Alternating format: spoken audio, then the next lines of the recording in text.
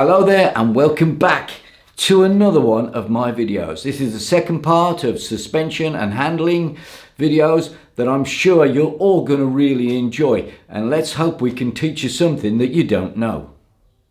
Right, so the first thing we're going to look at in this second part is the actual balance of the Lambretta and ergonomics, the way you sit on it, your positioning, and how that affects how the bike handles and stuff like that. Now the Lambretta itself is a little bit unbalanced because it's got the engine at the back, so that means it's quite light on the front.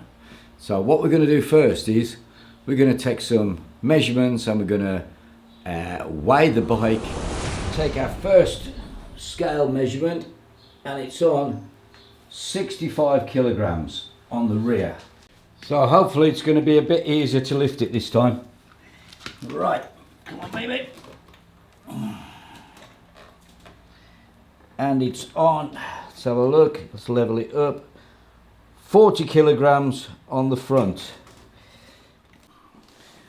So we're looking ergonomics. This is your position and the way everything fits when you're riding on a scooter.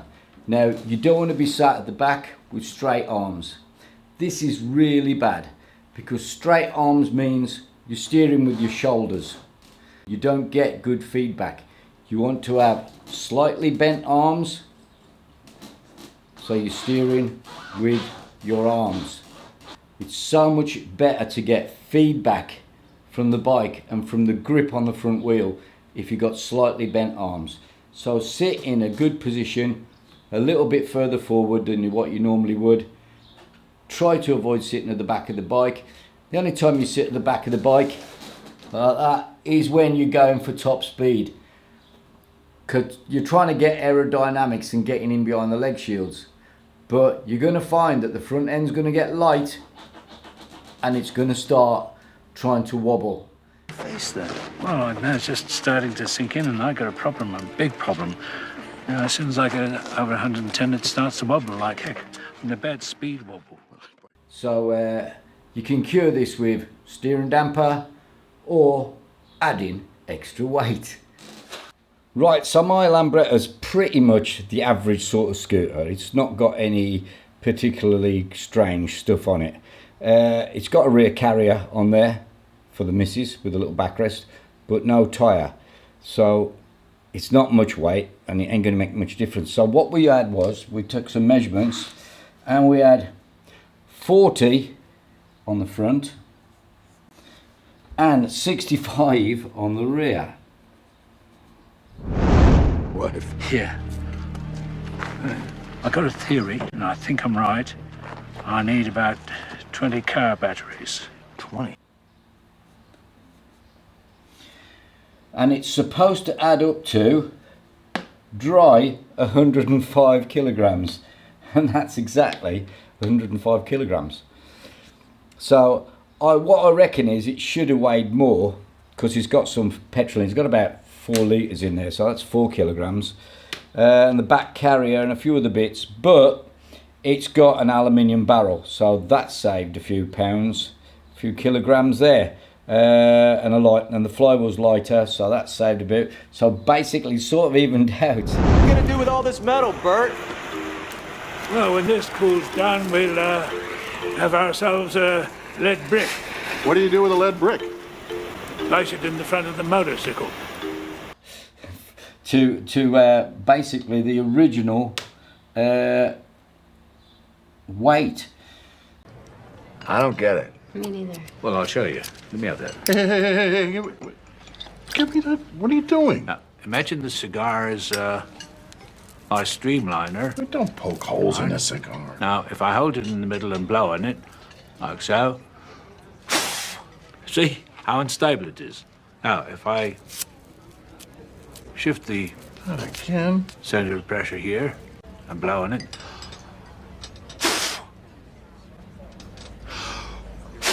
you see it's much more stable. Just the center of pressure is behind the center of gravity, and that's what I'm trying to fix with the lead brick, you see. So we're looking here at 40 and 65 on the rear. So it is, just as I said, it's heavier at the rear. If you've got too much weight at the back, it tends to make the bike steer slower into corners. Certain things change the characteristics of the way your bike handles. You're quite clever, Bert, you know that? Now, all I need to do is to test my theory before I run on the salt, and I was thinking of crossing over the start line from here in Utah into Nevada, where there's no speed limit, and running the bike with a lead brick in the front of it. So other ways of reducing the rake is if you've got an adjustable length shocker, maybe put some offset engine mounts on there, engine cones, so you can get more clearance at the front of the motor. You can drop the back end down and create a more angled stance that will then turn the bike in quicker. So by extending the rear shocker, changing it and the rake of the forks, you'll get a much more aggressive steering response and you'll be able to go into corners quicker. There's always a trade-off. You can't get perfect handling because everything that you change in one direction is a trade-off on something else. So you set the bike up for how you want to ride. Right, rake also changes under braking. When you're braking hard, the suspension goes down on the front and you decrease rake. And it'll corner better. Riders that brake hard in a straight line, then release the brake before the corner, the front end then jumps up and the bike doesn't want to go around the corner so easy. You really should be braking up to the corner and into the corner with the brake on and slowly releasing off as you go to the apex. And once you've fully released off at the apex, then you roll the throttle on. Don't snatch it on. You roll the throttle on and power out the corner. Okay, another bit that we should take into consideration in this video is when I've just said you power out the corners, there's another adverse effect of the engine, that when you throttle on, the engine will pull the bike down at the back. It's an effect that the engine has when the transmission is driving. It tends to pull the engine down and you create what's called squat. An anti-squat is almost impossible on a Lambretta. Anti-squat on motorbikes is available by adding on the swinging arm and changing the position of the sprocket.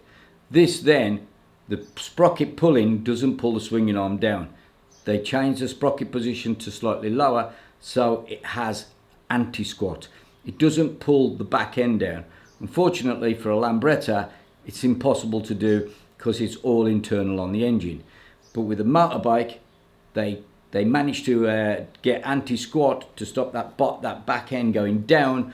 When you're exiting the corners, this has a tendency to make the bike run out. You need to have anti-squat so the front end keeps itself down and you don't get this pulling up and squatting of the back end, which makes the bike pull out really wide on corners. Sitting at the back will cause handlebars to shake and wobble, and it's not good. Sitting at the front steadies everything up and puts weight over the front end, and having weight over the front ends stops that from happening so much. Spare wheels at the back, bad idea. Spare wheel here at the front, good idea. We've got a wheelbase on the Lambretta of 1 meter 290 millimeters from the contact point there to the contact point there. That's your wheelbase. Now, shorter wheelbases will turn into corners quicker, and a longer wheelbase will be more stable at higher speed. So there's one more thing that I dislike that people do all the time on Lambrettas, is putting in a huge petrol tank with lots of liquid inside. Bad for handling.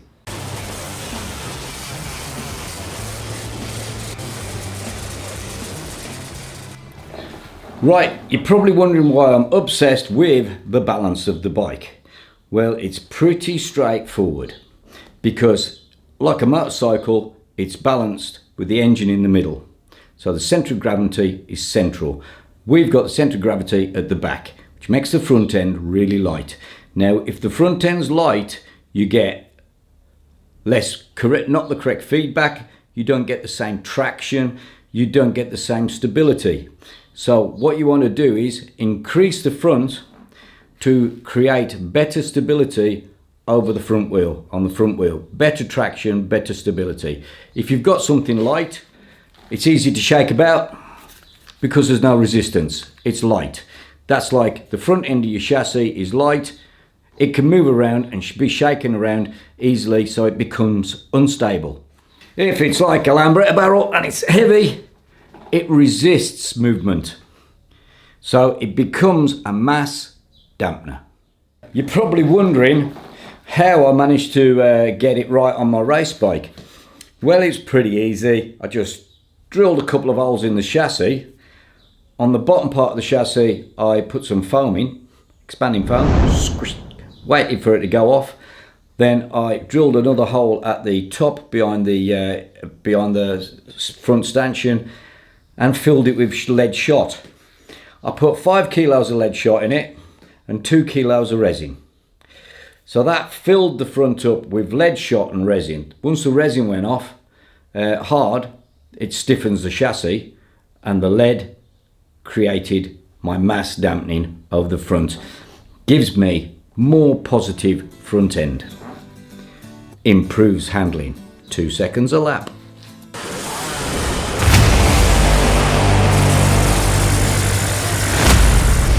Right, so this is the suspension setup part of the video. I'm doing this all in one video, so it's going to be quite long. So we're going to do suspension setup. Now, if you're going to do suspension setup and you're going to be doing this seriously, if you're just a normal rider or you're actually racing, the best thing to have is get yourself a book and take notes. Take notes of all the changes that you do, step by step, and then you can see the results and you've got a record. If you go too far, you can go back to what you had before because you've got it written down. So take notes. Okay, so down the rabbit hole we go. Now, I might not always get everything factually correct because most of my stuff I just ad lib as I go along. There's no script. I'll just say stuff. But I try to make it as accurate as possible. And if I don't know stuff, I'll go and research it. But in the last episode, we mentioned about rebound. And I was like, does this shocker only have rebound and no compression, as I suspect? But the only way to find out is to strip a BGM down and check it all. Then we're 100% sure what we've got. But first of all, I've stripped down this escort shock that was available. So I've removed the spring, bip bip bim, and we've now accessed the shaft. Right, so I found with this one, it's an escort shocker, but it's obviously got the plates inside that flex and allow and gauges the oil that passes, but it's only in one direction. So that means this damper only works on rebound. It's got nothing on compression side because it just goes straight down. Just like your front dampers, standard front dampers do the same. But it's got resistance coming back. Now this one's a bit knackered because it's leaked a bit. So therefore that first little bit that moves is just where it's got air inside and stuff. But once the oil starts passing, there you go, it's got some resistance. So this escort shock only delivers rebound, fixed rebound gauged by these metering plates inside. So is the BGM the same, or does it have compression and rebound? And does the adjuster do compression and rebound, or does it only do rebound? Right, so I've rigged up a contraption to get my spring apart. Now on this side I'm using your basic ratchet strap,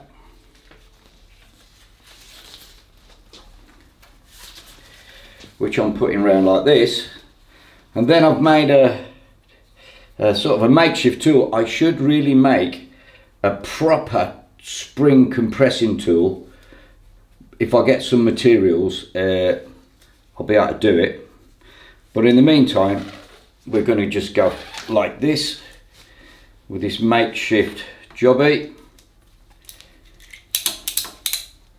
So we can, got a little bit of pressure on that side. Now on this side of the spring, I've made this tool to hold it. So that's going to go in here, and then it's going to just wind the spring down. But unfortunately I need to hold it in position. I might even put a bit of tape on here yet, just to protect my spring. Tape. Right, this is how it fits. It goes on with a bit of tape, but it's got a tendency to want to pop out. So this is going to hold it in position while I crank it down on the bottom.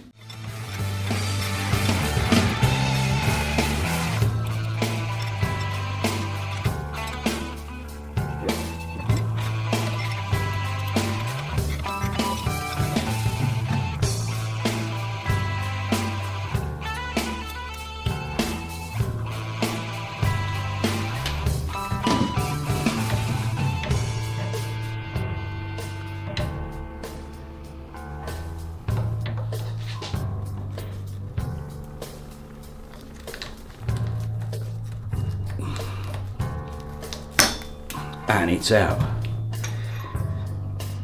Gently does it.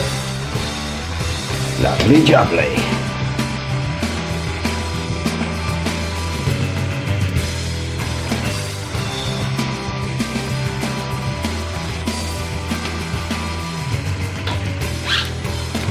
The spring can be removed.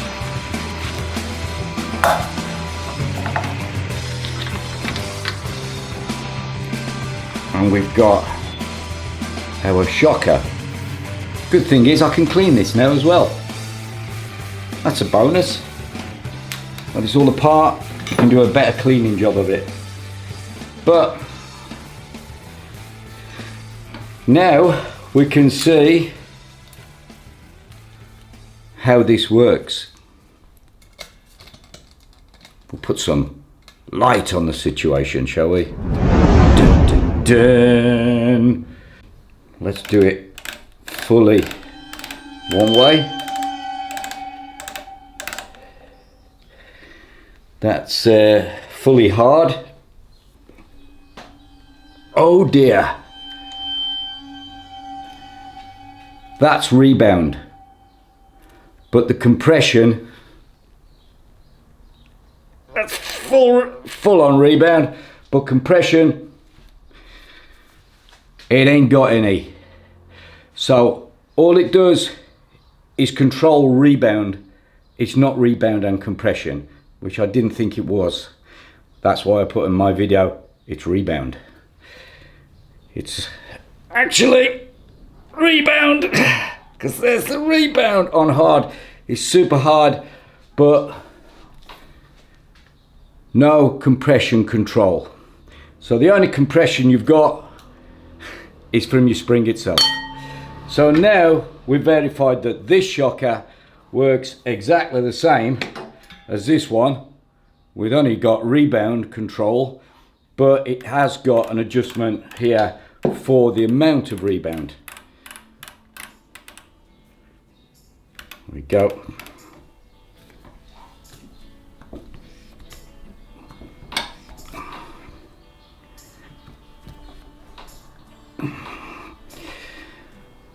But what it doesn't do is compression, because if you put it on full it just goes straight down. Okay, but look at that, how it controls the rebound.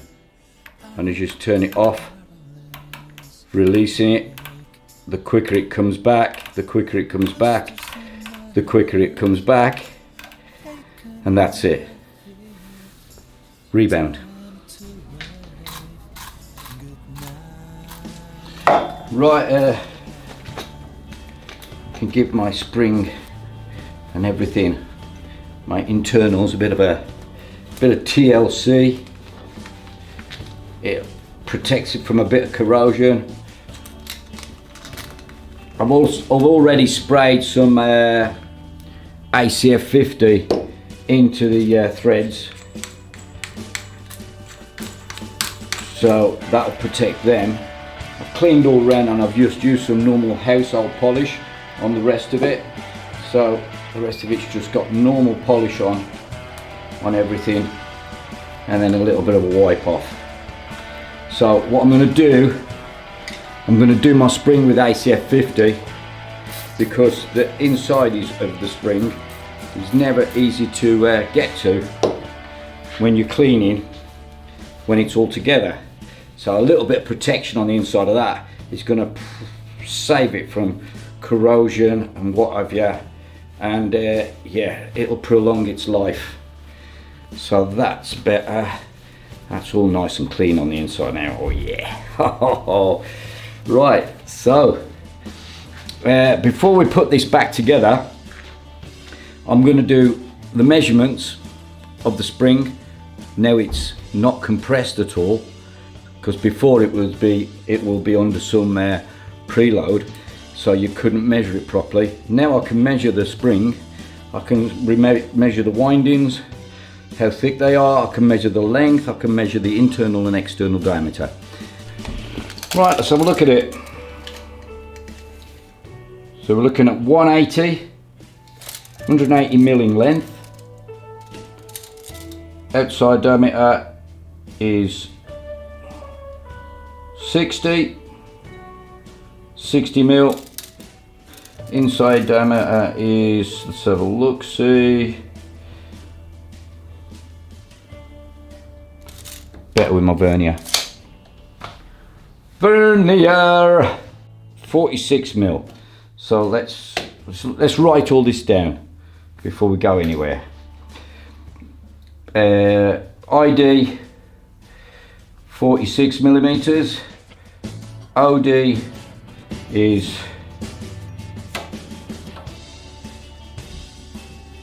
63 millimeters,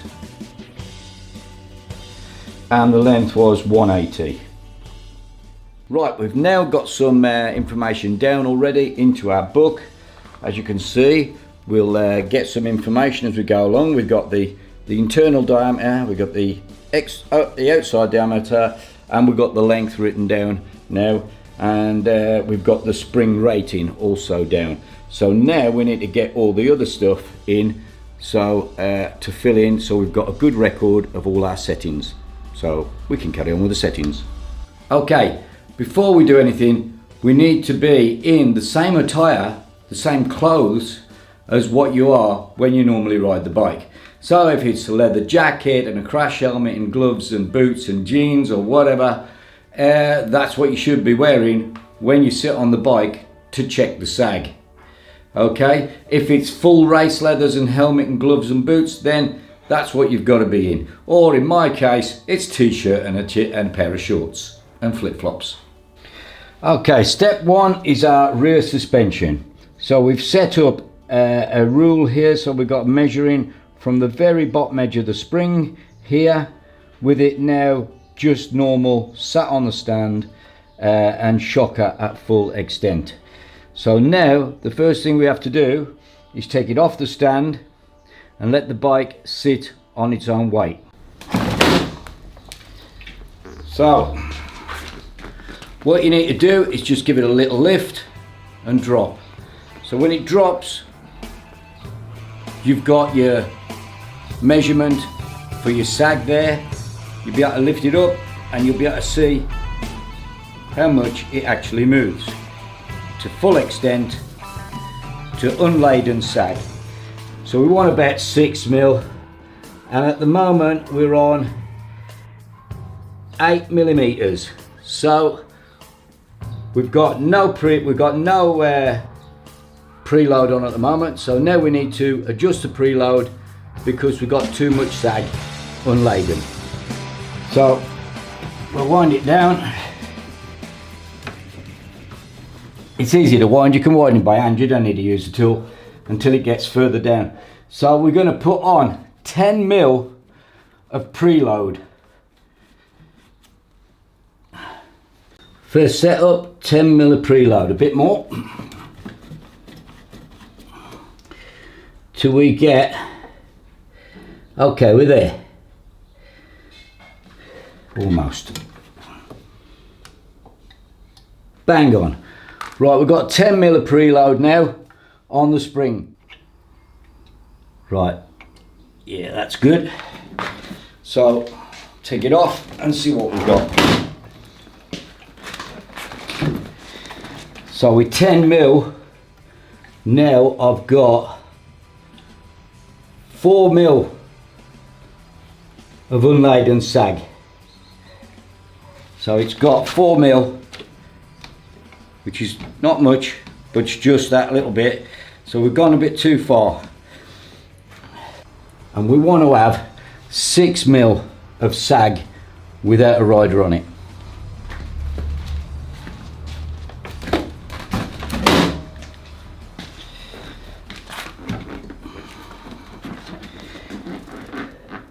And we're now on 5mm. We're getting there. 1mm more, so we're going to go to 7mm on the preload and go 7mm.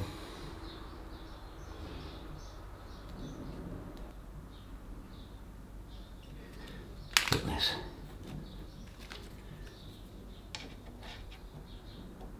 Okay, back on again. Okay. Right, back off.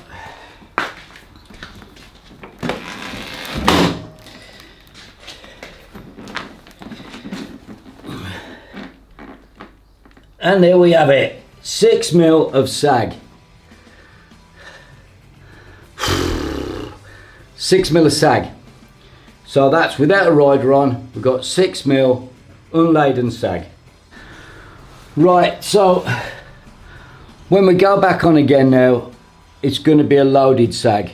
So I'll now take the bike off the stand, sit on the bike with my normal attire, which is t-shirt and shorts, and measure my sag, which should be 3 times the original sag. So we're looking at 18mm.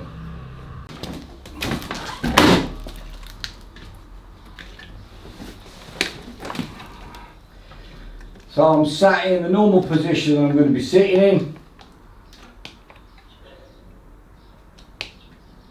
And that should be now 18mm, I hope.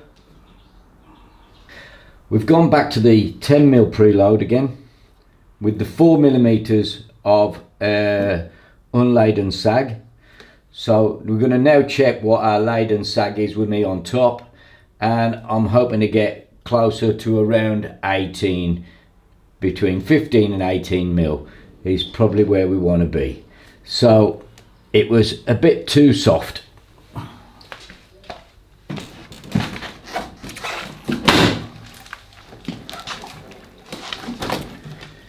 So now we should be more or less in the ballpark, I would say. Hopefully that's about right.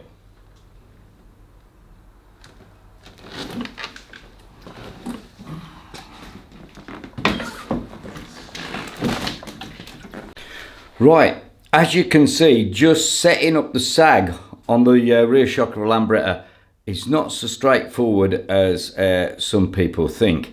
It can take a little bit of time to get where you want to be.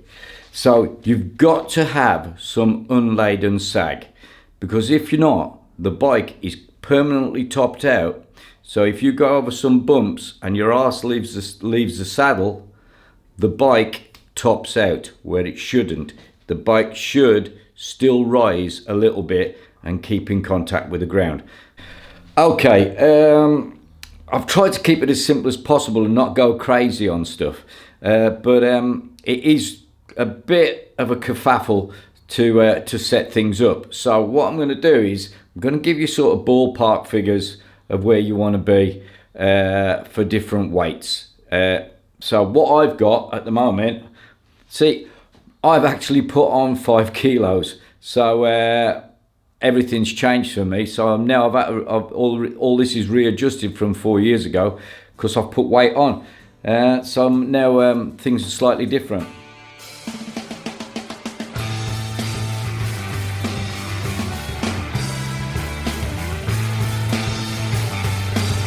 Right, we're getting to the end of this setup now on the rear suspension. So all we're going to do now is set up the damper, the rebound, obviously, because we can't set up any compression because it doesn't have any. Right, okay, this is your damper rebound setting. So we want to go all the way towards the soft way, so it's like all the way to 0, and then click it 20 clicks. 1, 2, 3,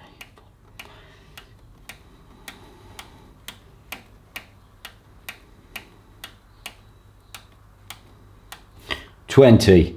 Right, we're gonna take it off the stand and check, see how it responds.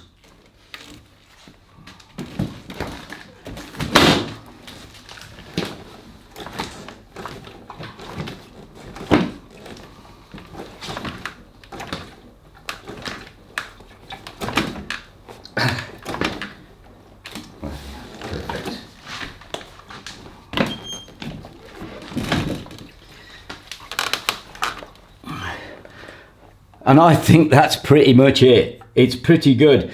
If you want to get it any better, you need to go out, test drive, and literally go over some bumps and see how it responds, see how it handles. But that is basically where we're at. 20 clicks, it's perfect. I reckon if you're 2 up, you want to maybe go to 25 and 20 on the spring. Right, I had considered on the setup putting all my gear on with the race boots and the leathers and the helmet and gloves and everything, but as it is at the moment in here, 29 degrees Celsius, I decided not to bother. So see you all later, enjoy your riding.